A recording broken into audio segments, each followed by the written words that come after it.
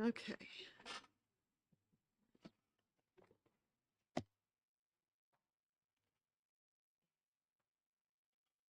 You're looking for my gavel. Gotta get my gavel. Oh, I have a gavel. Okay. Good morning, everybody. I'm gonna open up the subcommittee work session for HB 1685, redefining the homestead foods as artisan foods, creating an artisan food operations exemption, establishing artisan food product sales venues, and allowing the production and sale of artisan food products requiring refrigeration. We do not have 4 of the 6 people who are on that subcommittee present. So I am going to recess this meeting until about, well, we need to have the vote and the recommendation before the full committee meets. So I am going to recess this until 1 o'clock with hopefully Representative Bixby will be here. And so I'm going to recess this meeting until 1 o'clock, and then our 1 o'clock meeting for the full committee will be right after the subcommittee takes its vote on its recommendation.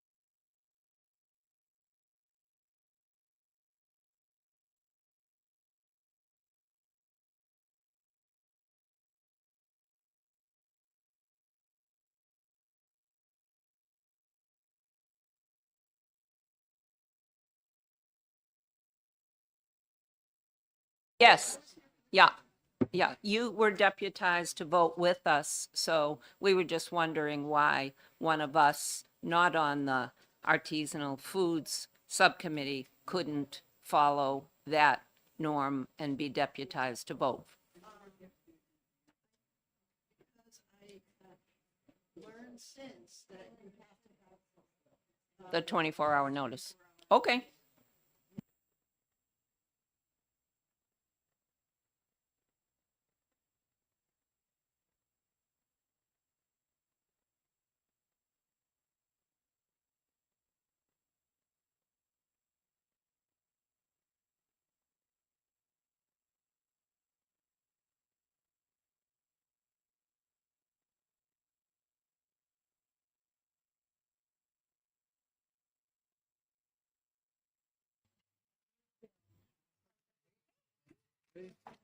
Stole a horse and rode. Yeah. Okay, I'll let you get settled.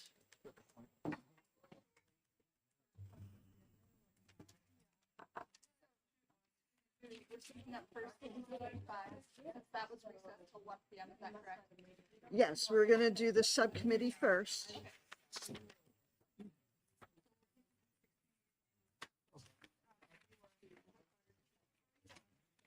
Okay. So.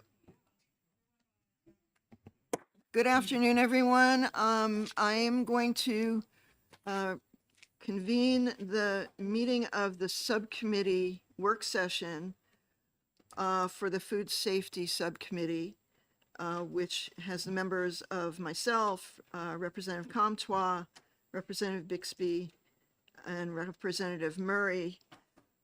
Representative Suffolkitis and Representative Coulon are unable to attend today. So with the four of us, I had neglected with our previous subcommittee meeting to take a vote for the subcommittee as to whether or not we recommend future legislation on HB 1685 or not. And so I would request that our members make that recommendation. And so I am going to put the make the motion to recommend to the full committee later after this to recommend this bill for future legislation. Do I hear a second? I on second that. Thank you, Representative Bixby. So I now request Representative Bixby, Representative Murray, Representative Comtois, and myself to take a vote on that motion. All in favor, raise your hand, say aye. Aye. Oh, yeah, okay. Oh, there you are, okay. So no, not you guys, no. So the four of us then are unanimous in recommending this for future legislation. Thank you for that vote. And that's all we really needed to do for this subcommittee. And thank you. And I'm going to now close that subcommittee work session. And I will first request that we do the Pledge of Allegiance before we convene our full committee. Thank you. Pledge allegiance to the flag of the United States of America and to the republic for which it stands, one nation, under God, indivisible, with liberty and justice for all. Thank you. So the agenda that we have at hand is to take the recommendations from our subcommittees on HB 1170, HB 1351, and HB 1685. And this is an exec session for those bills, for those interim study bills, to decide whether or not this committee recommends them for future legislation or not. And so I will open up the exec session for HB 1170. And do I hear a motion? Representative Comtois? I make a motion not to recommend for future legislation. Do I hear a second? Representative Creighton seconds. And would you like to speak to your motion? I would. I don't believe that the subcommittee actually had any recommendation, as there was actually no meeting on the topic. And therefore, based on not really delving into the subject, I'd like to not recommend it for future legislation. Okay, do I hear any other discussion on Representative Murray? Thank you, Madam Chair. Though there wasn't a meeting yet, I do believe it is possible that we could recess this potentially and have a hearing, excuse me, a meeting, and the acting deadline, if I'm not wrong, is the 24th. Is that a possibility to do so? Well, then that would require the full committee to come in once more to vote to recommend for future legislation or not. And that would be, I think, kind of an inconvenience for most members to do that. I'm sorry. So, I believe that there, oh, sorry. Representative Bixby? I believe that in order to vote to recommend future legislation, a subcommittee meeting is actually not required in order to do that. Okay. Personally, I would have liked to have had some in-depth study of the subject so that some information could be brought to the full committee. I mean, I get that, you know, you don't have to, but I mean, for the nature of doing an interim study, I think that we would be remiss in making a recommendation without actually having done some kind of study for that bill. Representative Dutsey? Yes, can you clarify the process? I mean, it was my understanding that each subcommittee had a chair and that it was the chair's responsibility to call a meeting. That meeting was called, but there wasn't a quorum. I don't know what No. happened. The meeting was never called. No, there was no meeting. Okay. Representative Germana? Thank you, Madam Chair. I would just like to say that, unfortunately, we didn't have that subcommittee meeting. I continued to do research on the bill. I was a co-sponsor of amendments that were offered that we talked about in committee, but DES did not have enough time to evaluate those amendments. And I wanted to pass out to everyone as a reminder just the language that we had discussed that was presented in amendments. And in particular, Madam Chair asked some very good questions about how certain potential harmful impacts would be measured. So one of the things that we are hoping to do with an amended bill is to have the Department of Environmental Services weigh potential benefits, which is currently in RSA, with potential harms, which is not in RSA. What I have provided to the committee via email is a link to the federal government, the Department of Transportation, Federal Highway Administration's website, which shows that the federal government has been doing this since 1969. So more than 55 years, the federal government has been weighing exactly the specific kinds of potential harms that we have offered that we hope would go into future legislation. So there is a long history of being able to calculate and quantify, measure, and balance these specific things that we are offering as part of the net public benefit in an amended bill. I appreciate that, and I appreciate the work that you may have done to follow up with this legislation. Unfortunately, I mean, I received that information last night, have had no time to review it at all. And I mean, even this paper that you're passing out, I'm just seeing this now. So, I just think that since there really hasn't been any kind of, subcommittee meeting to really delve into what kinds of things could be done, should be done, shouldn't be done. We really don't have, as a committee, really have enough information to recommend future legislation on this. Who? Representative, Murray. Thank you, Madam Sorry. Chair. No, that's okay. I do want to say that I do think that we have heard in previous testimony a large set of findings that really spoke to the need for there being a conversation on what net public benefit actually means and how that is quantifiable. And I think that we, as a group, did have lengthy discussions on the subject matter. I am happy to note that while there may have not been a subcommittee hearing on the issue, the underlying issues still remain the same that we heard in testimony. Representative Comtois. Thank you, Madam Chair, and I appreciate what everyone is saying. But this committee did vote for an interim study because we wanted more information. And without that forthcoming, I cannot vote for future legislation. Representative Haskins. With respect, this is a very important subject. And the information that I've been hearing and reading without doing specific research is replete across the media. So I think that it would be a shame not to move this forward for future legislation because it is about public health. It is intrinsically important to the issues that many of us care about. So I'm certainly going to vote in favor. Okay. Representative Creighton.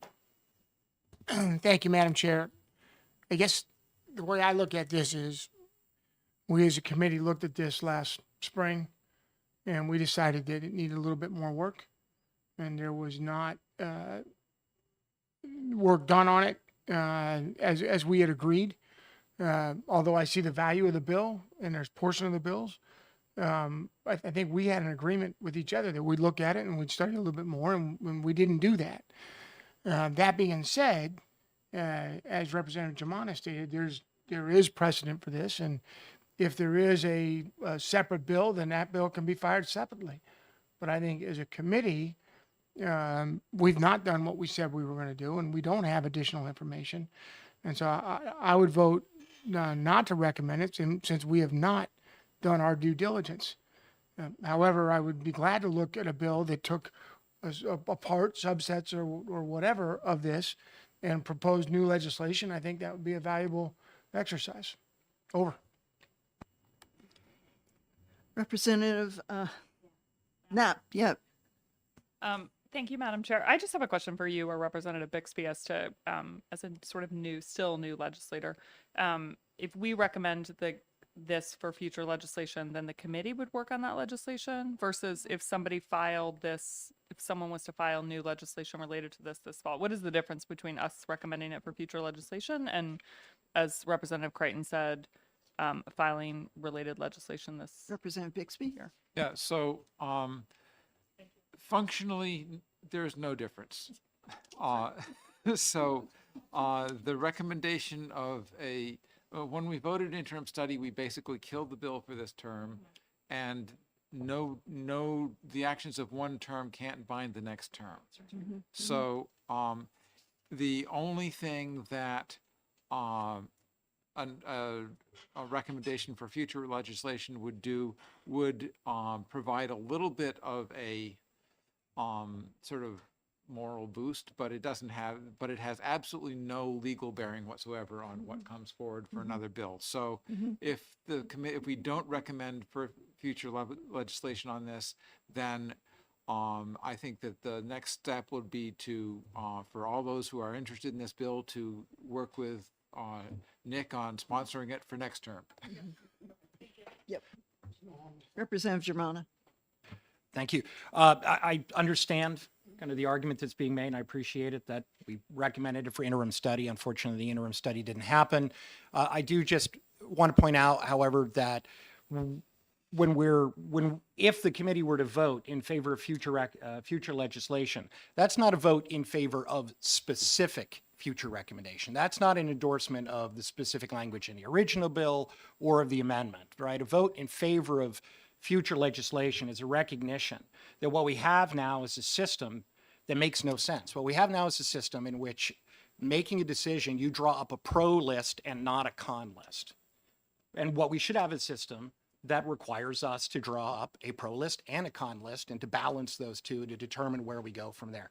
In my mind, that's all a vote in favor of recommending future legislation does. It says that this committee agrees that legislation that requires a net public benefit analysis is the direction that we should be going without endorsing any specific language or approach. Thank you. Yeah. Representative Dutzy. Yes, thank you, Madam Chair. Yes, I would vote in favor of what Representative Germano said in terms of future legislation. And the reason for that is I went through to many of the DES meetings regarding the asphalt plant in Nashua. And my understanding of the way the law is now, okay, the only input a resident can have is based on scientific information that they can dispute or support during that meeting. In other words, they can't bring in issues like noise pollution. They can't bring in, they couldn't bring in issues of diesel fuel from trucks that were idling because that was outside the purview of the scientific data. And I think this bill supports the fact that individuals should be able to come forward and put those arguments forth because it does affect their daily life. So I believe in the concept of this bill, and I would want to see this concept going forward in the next session. Okay, thank you. Any other comment? Seeing none, I'd like the clerk to call the roll on the proposed motion. I will. So the motion on the table for HB 1170 is not to recommend for future legislation. Representative Creighton. Not to recommend. Right. I recommend not to recommend. Just to make sure I get my Right, vote yes. right. Yes to not I recommend. do not recommend. Yes. Representative Comtois, yes. Representative Davis. Yes. Representative Kenny. Yes. Representative Smart. Representative Bixby. No. Representative Dutzy. No. Representative Murray. No. Representative Germana. No. Representative Haskins. No. Representative Nab. No. And Representative Boschman. No. Oh, Madam Chair, Yes. you're at the top. I always have to go back.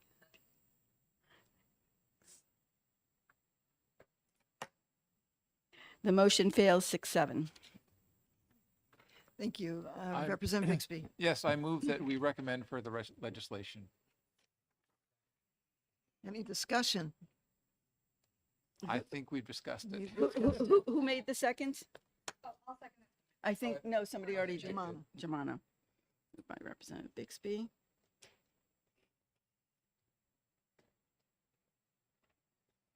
Okay. Please call the roll for the, Thank you, Madam Yeah. Chair. So this is to recommend HB 1170 for future legislation. Representative Creighton. No. Representative Comtois. No. Representative Davis. No. Representative Kenny. No. Representative Smart. Representative Bixby. Yes. Representative Dutzy. Yes. Representative Murray. Yes. Representative Germana. Yes. Representative Haskins. Yes. Representative Nab. Representative Boschman. Yes. Motion passes 7-6. Chair? Oh, Madam Chair, no. 7-6. Thank you. Okay, I'm going to close the exec session on HB 1170, and I'm going to open the exec session on HB 1351, prohibiting the sale and use of adhesive-based rodent traps.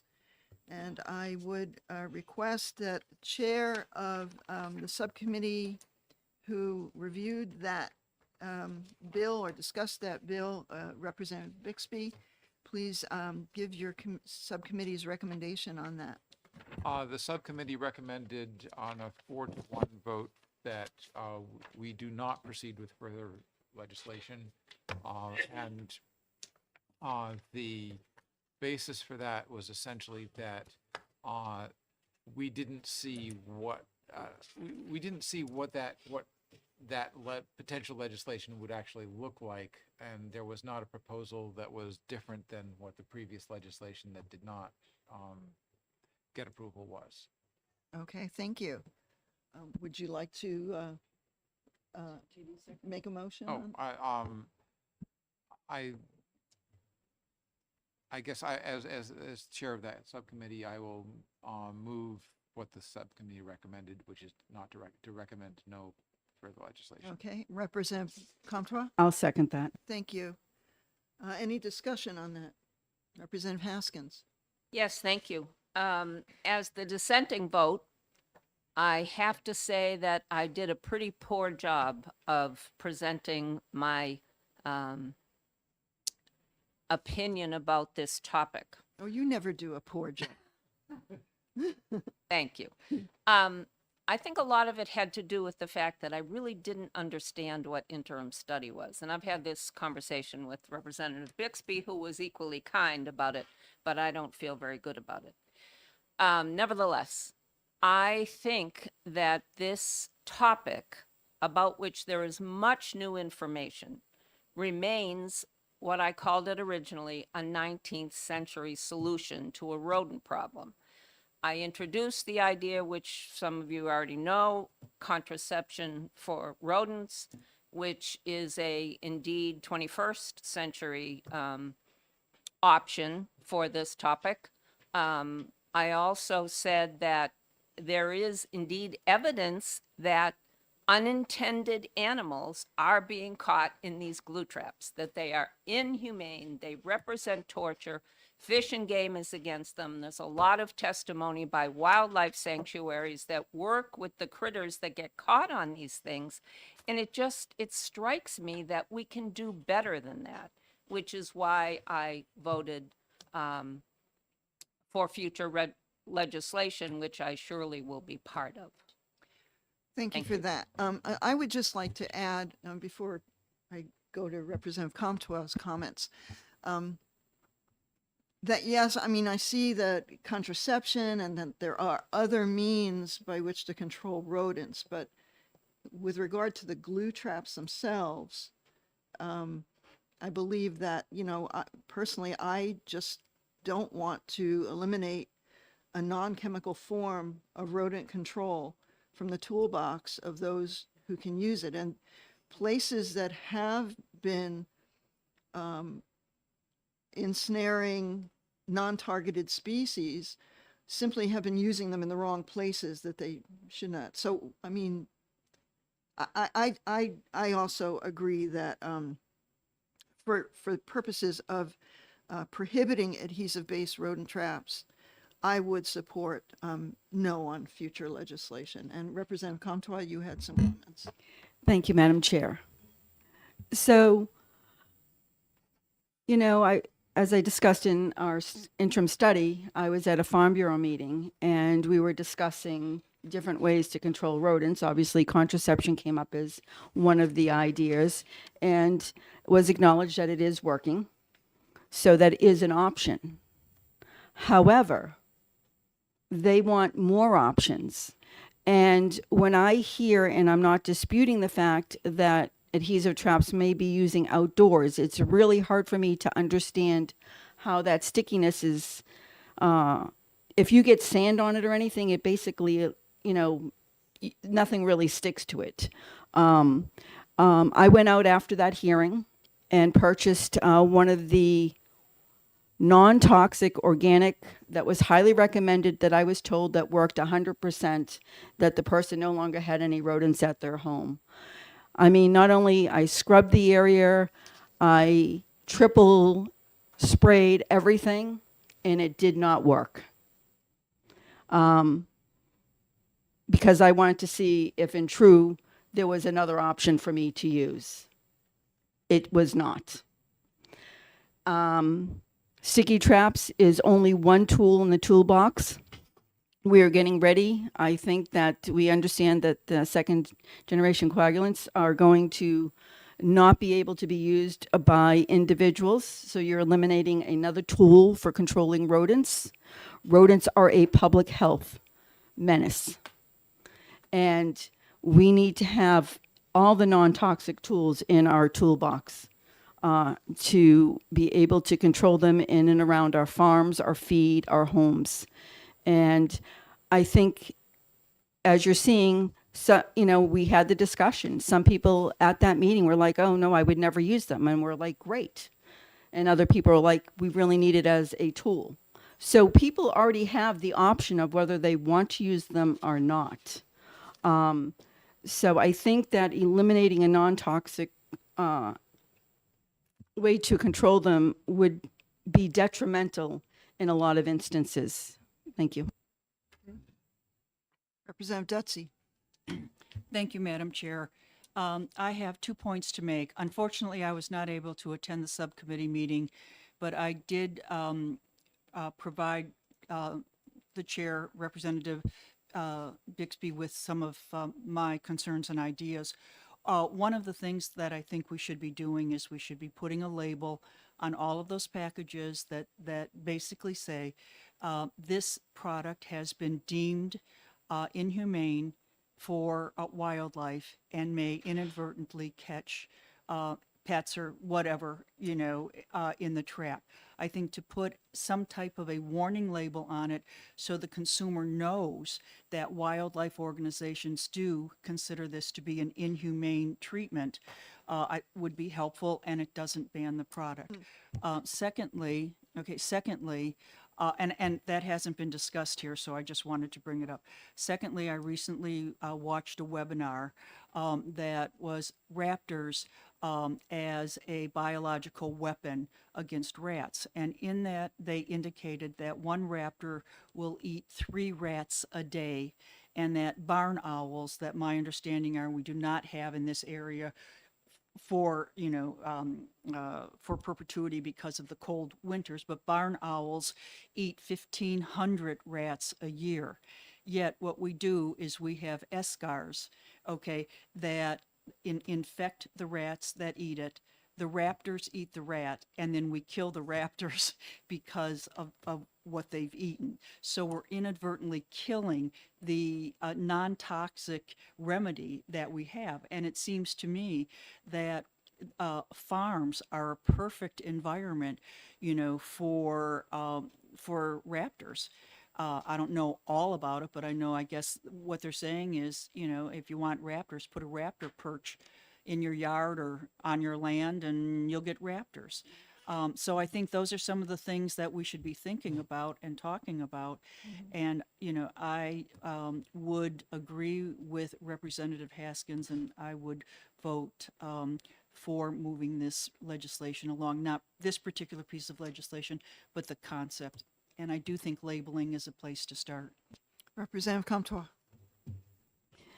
Thank you, Madam Chair. And Representative Dutzy, thank you for that. I do have raptors. I'm one of the very fortunate people, and I get to watch them soar the thermals when I'm outside. And I watch them go down and get the rodents and everything. And it does help.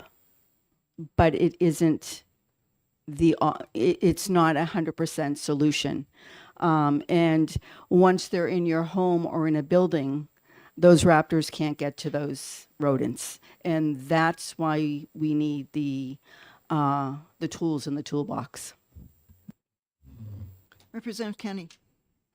I agree that raptors will go to eat rodents, but when you have chickens, chickens are easy targets. So I do not want raptors around my chicken coop because I've lost too many hens to raptors. So I agree, we need tools in the toolbox. Thank you. Representative Haskins. Thank you, Madam Chair. The tool in the toolbox argument is interesting.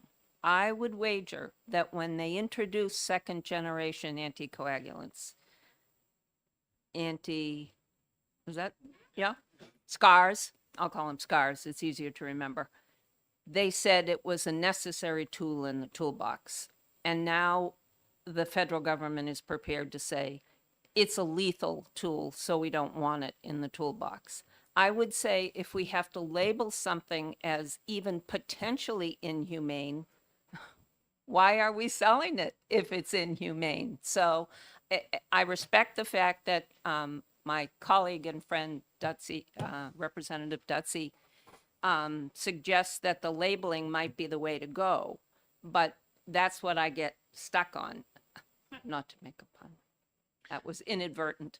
That if they are inhumane, we shouldn't be selling them. Again, the 21st century is offering us solutions. We need not, when we know better, we have to do better. We need not go back to this ancient way of capturing mice, kittens, whoever winds up on these glue traps. I just can't imagine that we're still talking about them.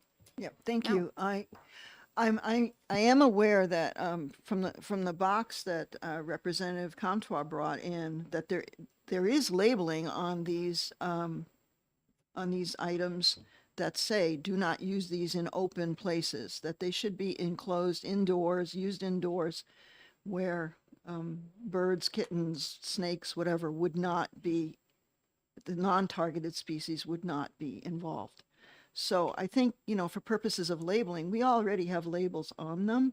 And I think that there is probably a good public education effort going on as to, people's perception of it being inhumane or cruel.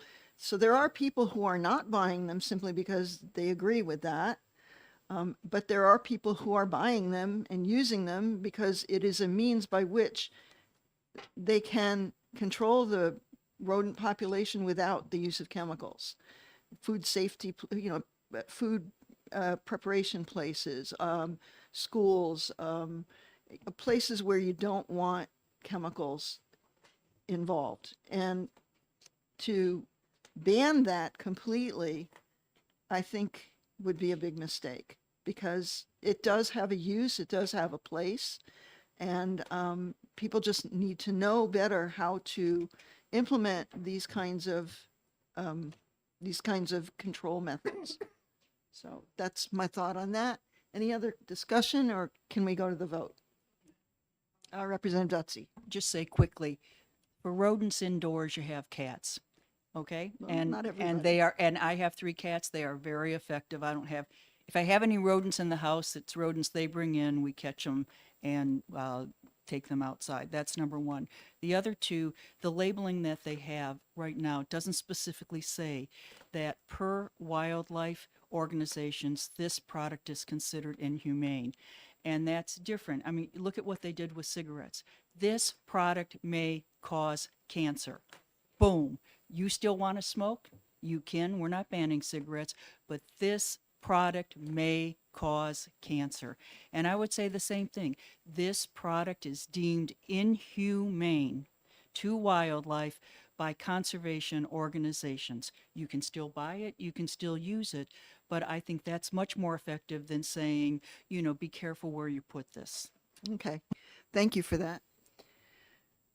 Representative Bixby. Not all cats are very good mousers. We have, we currently have 1 cat. We had 2 cats, siblings. They would play catch and release. And the mouse might or might not survive, but, 1 mouse that has been thoroughly played out over the course of 2 days, I'm not sure that a glue trap is any worse than that. Okay, I would like the clerk to call the roll on this motion. Okay, so HB 1351 is not recommended for future legislation. Representative Creighton. Aye. Representative Comtois, yes. Representative Davis. Representative Kenny. Yes. Representative Smart. Representative Bixby. Representative Dutsy. No. Representative Murray. Yes. Representative Germana. No. Representative Haskins. No. Representative Nab. No.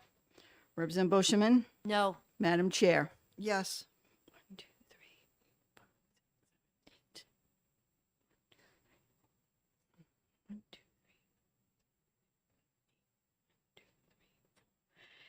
3, 8 to 5. Legislation is not recommended. Okay, I'm going to close the exec session on HB 1351, and we'll move on to the exec session for HB 1685, redefining homestead foods as artisan foods, creating an artisan food operations exemption, establishing artisan food products sales venues, and allowing the production and sale of artisan food products requiring refrigeration. I'm going to start by saying, as chairman of the subcommittee, the Food Safety Subcommittee, our subcommittee met and discussed this bill. We had a nice presentation by members of Department of Health and Human Services Food Safety Division, who gave us a presentation about, what the current food safety and homestead food laws are. We had some food producers that also attended that subcommittee meeting, and members of the subcommittee, of course, were there.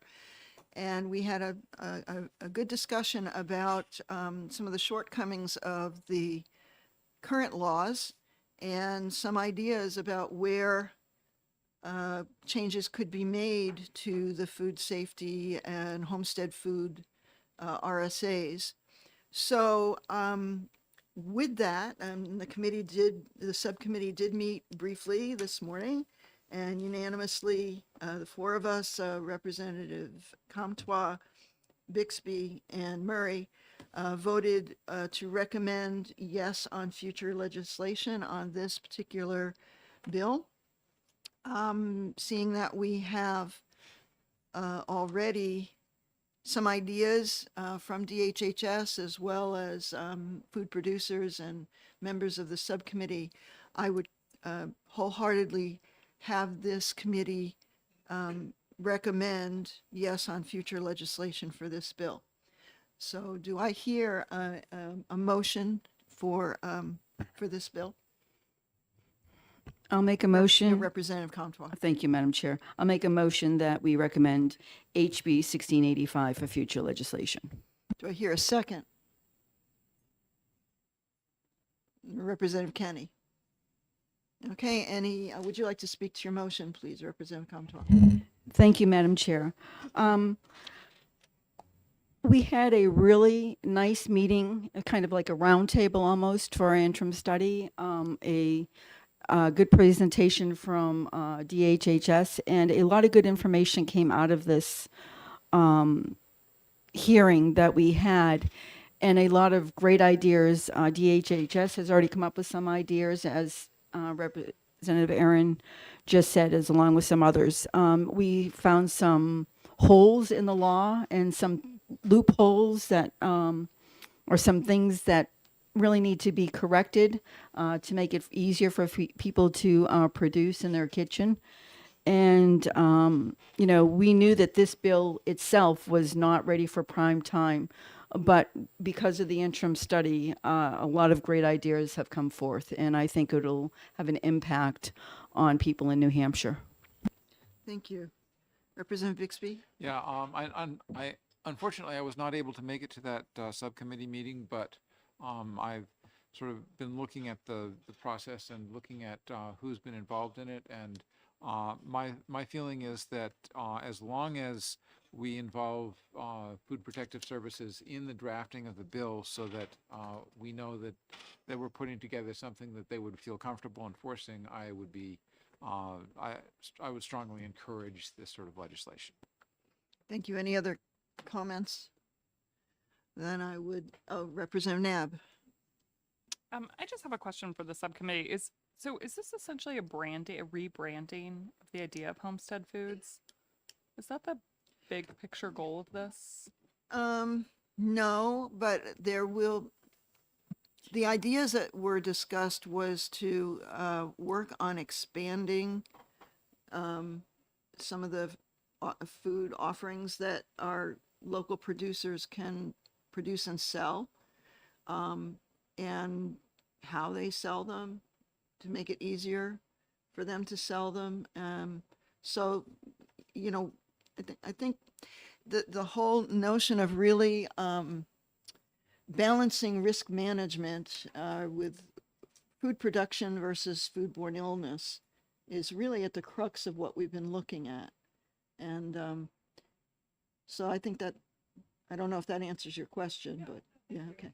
Yeah, and Representative Bixby. Another aspect of it is that the way that both the statutes and the regulations are written right now, it's it's fairly confusing for people who want to get involved in it.